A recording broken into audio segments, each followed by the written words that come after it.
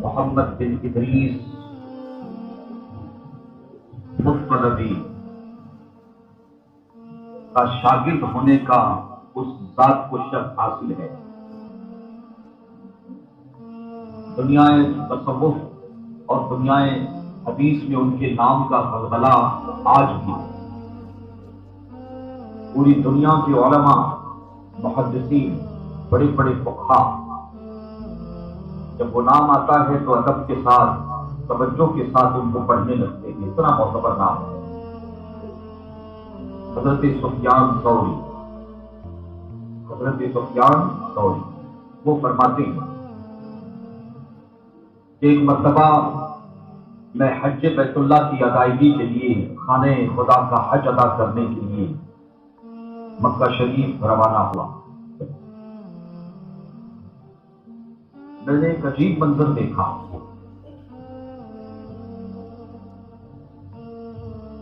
صفا مروہ میں، مزدلفہ میں، مینا میں اور عرفات کے میدان میں قدم قدم پر اتفاق سے ایک نوجوان میرے سامنے آتا تھا اور ہر وقت وہ درود و سلام پڑھتا رہتا تھا، حتیٰ کہ میں نے یہ دیکھا کہ وہ کوئی قدم اٹھاتا ہے تو ہر قدم پر ایک مرتبہ نبی کریم صلی اللہ علیہ وسلم پر درود پڑھتا ہے۔ حضرت سفیان ثوری اللہ کے محبوب بندے، اللہ کے ولی ہے، محدث ہے، فقیہ ہے، بڑا معتبر نام ہے۔ امام شافعی کے شاگردوں میں فیض یافتہ ہے، آپ سوچیں کتنا معتبر نام ہوگا۔ فرماتے ہیں کہ عجیب کیفیت دیکھی میں نے کہ جب بھی میرے سامنے وہ نوجوان آیا میں نے اس کی زبان پر درود و سلام کے کلمات دی۔ ہر وقت نبی پر درود پڑھتا ہے، ایک قدم اٹھاتا ہے اللہم صل علی سیدنا محمد وعلی آل سیدنا محمد، جو بھی درود پڑھتا ہے۔ حتیٰ کہ کعبہ شریف کا طواف کرتے ہوئے میں نے اسے دیکھا، ہر چکر میں تقریباً وہ میرے ساتھ رہا۔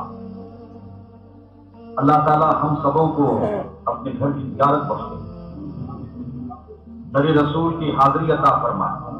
مدینے جب بھی جانا، مکہ شریف جب بھی جانا تو رسول اللہ کے روضے کی زیارت کی نیت بھی ساتھ رکھنا، یہ سنت کا امتیاز ہے۔ اعلیٰ حضرت نے لکھا ہے، آج اعلیٰ حضرت کا اس سے بات ہے نا، ان کے طفیل خدا نے حج بھی کرا دیے۔ اعلیٰ حضرت کیا فرماتے ہیں سنو، ان کے طفیل یعنی رسول اللہ کے وسیلے سے ان کے طفیل خدا نے حج بھی کرا دیے، اصل مراد حاضری اس پاک در کی ہے۔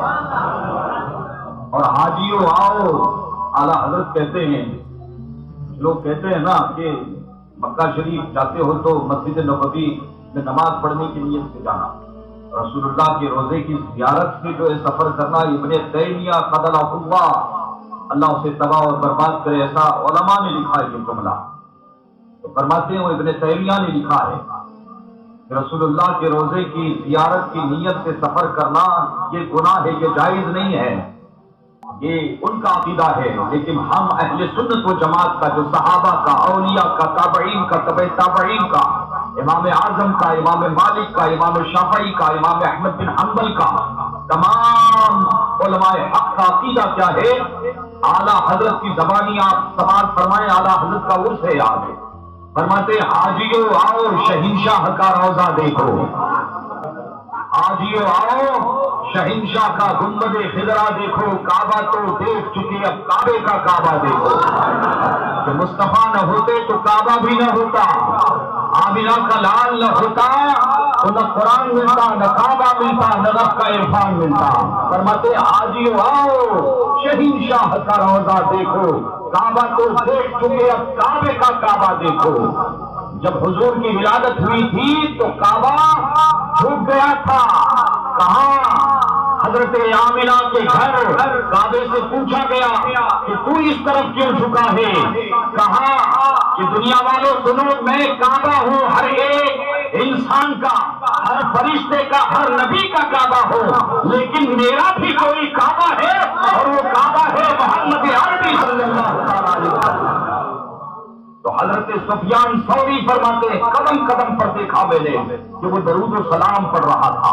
کعبہ شریف کا طواف کرتے وقت مجھے ملا تو وہ درود پاک پڑھ رہا تھا. جو لوگ طواف کر چکے ہیں یا طواف کرتے ہیں انہوں نے دیکھا ہوگا. ذرا نگاہوں کے سامنے لائیے وہ نظارے. چلیے چلتے کعبہ شریف میں ذرا دیکھیں کہ کوئی ہاتھوں میں قرآن لے کے پڑھ رہا ہے, کوئی دعائیں پڑھ رہا ہے, کوئی تنہا, کوئی اکیلا پڑھ رہا ہے, کوئی اجتماعی طور پہ کوئی پڑھا رہا ہے, پیچھے والے پڑھ رہے ہیں, کوئی تسبیح لے کے بس اس اللہ کے مقدس گھر کے گرد گھوم رہے ہیں, اپنے گناہوں کی معافی مانگ رہے ہیں کہ مولا معاف فرما دے اور اس حاضری کو تیری بارگاہ میں مقبول بنا لے. مجھے اپنی بارگاہ میں مقبول کر لے. جو میرا مقصد ہے تیرے گھر کے طواف کا, تو وہ صالح مقصد مجھے عطا فرما. کوئی دعائیں پڑھ رہے ہیں, کوئی پوری امت مسلمہ کے لیے دعا کر رہے ہیں, کوئی فلسطین کے لیے, کوئی مسجد اقصی کے لیے. عجیب منظر ہوتا ہے ماشاءاللہ وہاں پر. تو حضرت سفیان ثوری فرماتے ہیں کہ میں نے دیکھا کہ وہ شخص ہر طواف میں درود پاک پڑھ رہا ہے اور اتفاق سے میرے ساتھ ہی رہتا تھا. حالانکہ سنیں امام شافعی رضی اللہ تعالیٰ عنہ کے نزدیک اور دیگر اماموں کے نزدیک بھی, ائمہ اربعہ کے نزدیک کعبے کا طواف کرتے وقت رسول گرامی بابکار صلی اللہ علیہ وسلم سے کچھ دعائیں مروی ہیں. فضیلت اسی میں ہے, بہتری اور زیادہ ثواب اس میں ہے کہ حضور نے نبی کونین نے جو دعائیں بتائی ہیں کعبے کا طواف کرتے وقت وہ دعائیں پڑھی جائیں.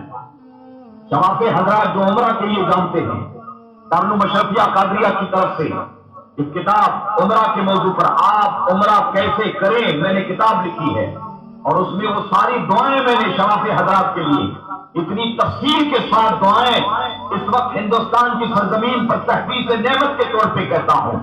کسی بھی اردو کتاب میں وہ جامع معنی دعائیں آپ کو نہیں ملے گی. میں نے خوب کھنگالا ہے اپنے اعتبار سے. تو اگر کسی کو وہ کتاب عمرہ کرنے کی چاہیں, سارے مسائل میں نے ضروری مسائل عمرہ کے اور ساری دعائیں اور صحیح طریقہ میں نے تمام جو ہے اس کتاب میں لکھ دیا ہے. کوئی شافعی حضرات جانا چاہے تو مجھ سے رابطہ کرے, مدرسے میں آئے وہ کتاب لے لے. تو حضرت سفیان ثوری فرماتے کعبے کا طواف کر رہا تھا, قدم قدم پر مجھے وہ شخص ملا. جب طواف کعبہ سے فارغ ہوا تو سفیان ثوری بہت بڑے محدث ہیں, بہت بڑے فقیہ ہیں اور بہت بڑے صوفی بھی ہیں. ارے امام شافعی کا جو شاگرد ہو اس کے علم کا عالم کیا ہوگا, کوئی معمولی بات نہیں ہے. طوفان العلوم محمد بن ادریس الشافعی جن کے بارے میں حضور نے فرمایا عالم قریش یملأ طباق الارض علما, میری امت میں ایک ایسا عالم قبیلہ قریش میں پیدا ہونے والا ہے کہ پوری دنیا کو علم سے وہ بھر دے گا. حضور کی بشارت ہے امام شافعی کے بارے میں. ایسے تھوڑی اماموں کی پیروی کرتے ہیں, ایسے نہیں پیروی کرتے. حضور نے نام لے کے بشارت دی ہے. حضور نے سفیان ثوری کہتے ہیں طواف سے جب فارغ ہوا تو میں اس نوجوان کو میں نے رکایا تھا, ٹھہرو, ملا اس سے کہ بندے خدا آخر تو کون ہے. عرفات, منا میں, مزدلفہ میں, جگہ جگہ میں تجھ کو دیکھ رہا ہوں کہ تو دعائیں پڑھنے کی بجائے درود پاک پڑھ رہا ہے. اور حتیٰ کہ کعبہ شریف کا طواف کرتے وقت ساتوں چکروں میں نے تم کو دیکھا کہ تو نبی پر درود و سلام پڑھ رہا ہے. تو آخر کیا بات ہے؟ ہونا تو یہ چاہیے کہ کعبے کا طواف کرتے وقت تو وہ دعائیں پڑھے جو نبی نے تعلیم فرمائی ہے. ان دعاؤں کی فضیلت ہے. ان دعاؤں کو چھوڑ کر تو نبی پر درود و سلام کیوں پڑھ رہا ہے؟ آخر وجہ کیا ہے؟ اللہ اکبر. حضرت سفیان ثوری نے جب یہ سوال پوچھا تو نوجوان پوچھتا ہے من انت, آپ کون ہیں؟ پہلے آپ اپنا پریچے کرائیں. کوئی خاص بات ہے, کوئی راز کی بات ہے. فیضان محبت عام صحیح, عرفان محبت عام نہیں.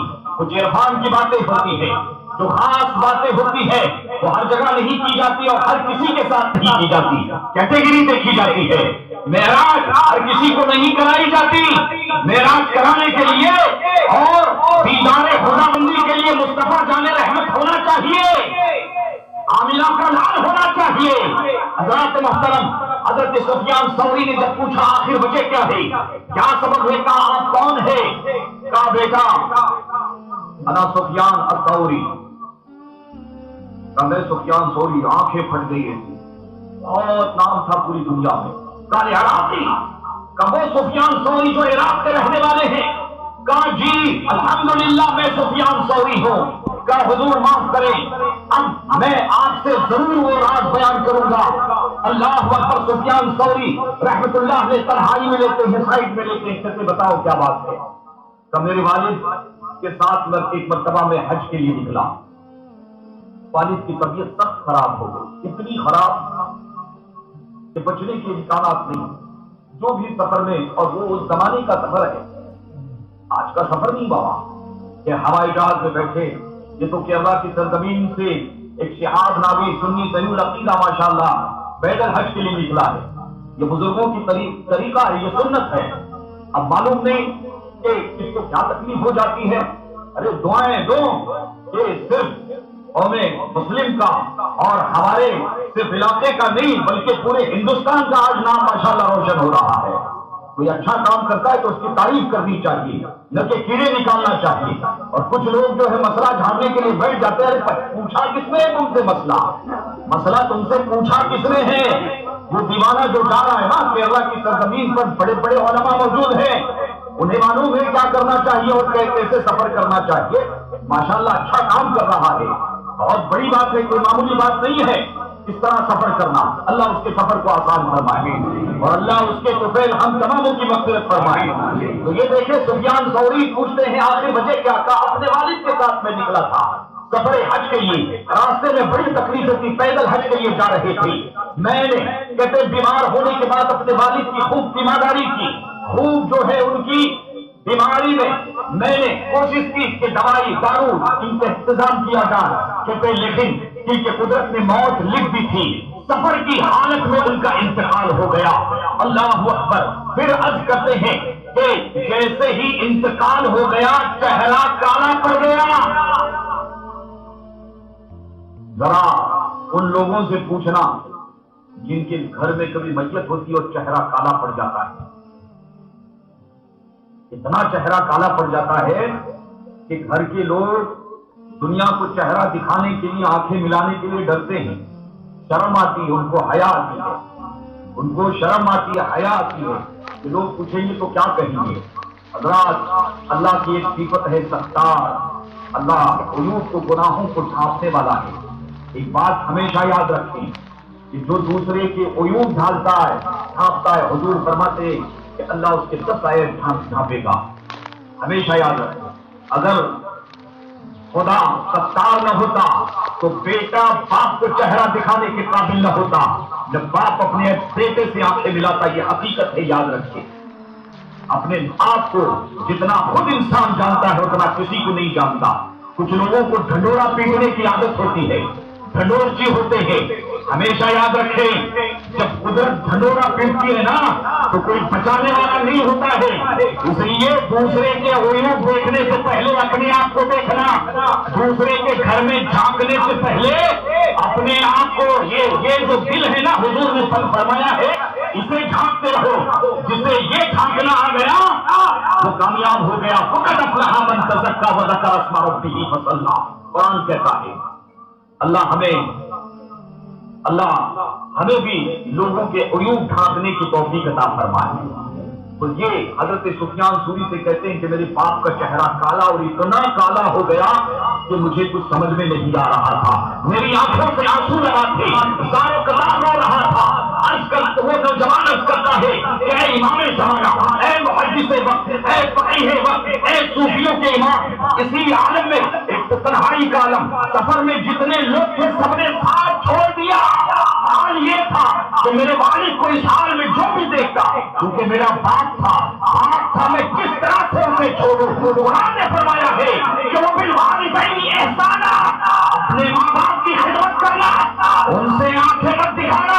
ارے کتنا بڑا ہو جائے یاد رکھنا، عالم ہو، علامہ ہو، ڈاکٹر ہو، انجینئر ہو، تیرا سر تیرے ماں باپ کے قدموں میں ہے، تیری جنت ان کے قدموں میں ہے. یہ حضور نے فرمایا ہے. اب آپ کو آنکھیں دکھانے والے کب تک آنکھیں دکھاؤ گے؟ کب تک انہیں گالی گلوچ کرو گے اور کب تک توہین کرو گے؟ اللہ کے رسول فرماتے ہیں ماں باپ کا غصہ دنیا میں عذاب میں مقرر کیا جاتا ہے اور جب تک اسے عذاب نہیں دیا جب تک دنیا سے وہ جا نہیں سکتا، کوئی ولی اسے نہیں بچا سکتا، کوئی نبی اس کی دستگیری کے لیے کھڑا نہیں ہوتا۔ ماں باپ ہے، سیدوں کے اور بزرگوں کے ہاتھ چومنے والے کبھی اپنے ماں کے ہاتھ چومتے تھے، کبھی اپنے ماں کے قدموں کو چومتے تھے۔ تجھے پتا چلے گا کہ اللہ کی رحمت کہاں پر ہوتی ہے، یہ مقام ہے ماں باپ کا۔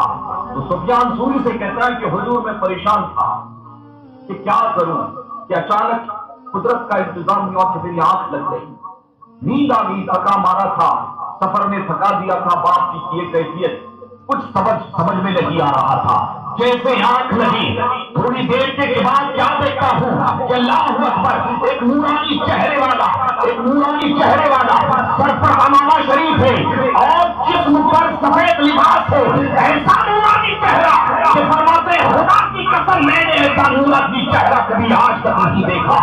آنے والا آیا اور جب آیا تو ایسے نہیں، خوشبوئیں پھوٹ رہی تھی، ایسا لگ رہا تھا کہ کسی نے اس علاقے میں خوشبو کا چھڑکاؤ کیا ہے، اتنی خوشبو تھی۔ فرماتے ہیں کہ میں حیرت زدہ تھا۔ آنے والا آیا اور آنے کے بعد چونکہ میرے باپ کے چہرے پر میں نے کفن ڈھک دیا تھا، اعلیٰ حضرت لکھتے ہیں مجھے کہ کیا ہوگا پردے میں بھلائی ہے، احباب کفن رکھ دو، مجھے کہ کیا ہوگا پردے میں بھلائی ہے۔ فرماتے ہیں کہ میری آنکھ جب دیکھا کہ آنے والا آیا اور میرے والد گرامی کے میرے والد کے چہرے سے اس نے پردہ ہٹایا، کفن ہٹایا، اور کفن ہٹانے کے بعد چہرے پر اپنا دست مکرم رکھا۔ اللہ اکبر، عزیزان ملت اسلامیہ، اس کے بعد میں اچانک کیا دیکھتا ہوں کہ میرے والد کا چہرہ ایسا نورانی ہو گیا کہ دنیا میں جو پہلے میرے والد کے چہرے پر جو اجالا تھا اس سے کئی گنا زیادہ چہرہ نور ہو گیا ہے۔ عزیزان ملت اسلامیہ، حیران ہو گیا، پریشان ہو گیا کہ آخر یہ کیا معاملہ ہے، معاملہ حل نہیں ہو رہا ہے۔ ہمت کی، جسارت کی، اور اس کے بعد جو ہے پوچھا، جب وہ تشریف لے جا رہے تھے تو پوچھا کہ حضور والا آپ تشریف لے جا رہے ہیں، مجھ پر اتنا بڑا احسان کیا، مجھ پر اتنا بڑا کرم کیا کہ میرے والد کی دستگیری کے لیے جو پریشانی تھی اس کی مدد کے لیے آپ آئے، ذرا جاتے جاتے یہ تو بتائیں کہ آپ کون ہیں۔ جیسے ہی پوچھا چہرے پر مسکان آتی ہے، ارشاد فرماتے ہیں بیٹا مجھے نہیں پہچانا، میں محمد رسول اللہ صلی اللہ علیہ وسلم ہوں، میں اللہ کا نبی ہوں، اللہ کا رسول ہوں۔ اور سن لے، جب میرا کوئی امتی پریشان ہوتا ہے دل سے یاد کرتا ہے، یہاں سے نہیں، عقیدے کے ساتھ، ایمان کے ساتھ، تو فرماتے اس کی مدد کے لیے حاضر ہو جاتا ہوں۔ حضور فرماتے ہیں بیٹا میرا والد بہت بڑا فاسق و فاجر تھا، بہت غلط کام کرتا تھا، دنیا میں کوئی ایسا غلط کام نہیں تھا جو اس نے نہیں کیا تھا، قدم قدم پر اس نے غلط کام کیے، لیکن ایک نیکی اس کے نام اعمال میں تھی کہ وہ مجھ پر کثرت سے نبی مجھ پر کثرت سے درود و سلام پڑھا کرتا تھا۔ ہمیشہ اسے جب بھی وقت ملتا مجھے میری بارگاہ میں درود و سلام پیش کر دی کہ اس نے عادت بنا دی کہ یہ درود پاک کی برکت ہے، یہ درود پاک کی برکت ہے، جنت کا کام ہوگا، دوزخ حرام ہوگی۔ جو پڑھ کے مر گیا ہے صلی علی محمد، جو پڑھ کے مر گیا ہے صلی علی محمد۔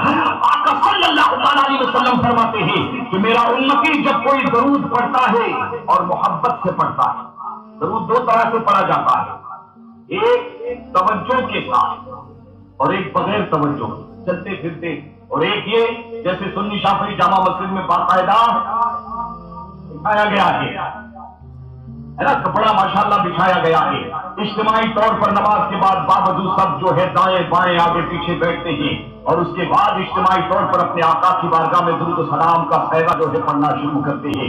عزیزان ملت اسلامیہ، سنیں ایسی محفلوں کے بارے میں اللہ کے رسول ارشاد فرماتے ہیں اسمعوا الصلاۃ اہل محبتی، جو محبت والا محبت کے ساتھ مجھ پر درود پڑھے گا، میں خود سنتا ہوں اور سنوں گا، میں خود سنتا ہوں اور سنوں گا۔ حضور فرماتے ہیں خود سنتا اور یہ پیمانے لے کے بیٹھے ہیں، نہیں وہ مدینے میں اتنا دور ہے، وہ گھیرنا کہاں اور مدینہ کہاں، یا نبی سلام علیکہ، یا رسول سلام کیا وہ سنتے ہیں؟ کیا وہ کان ہے کیا؟ ارے نبیوں کی طاقت تمہیں معلوم نہیں ہے؟ ارے قرآن سے پوچھو کہ رسولوں کی طاقت کیا ہوتی ہے، اللہ نے انہیں کیسی طاقت عطا فرمائی ہے۔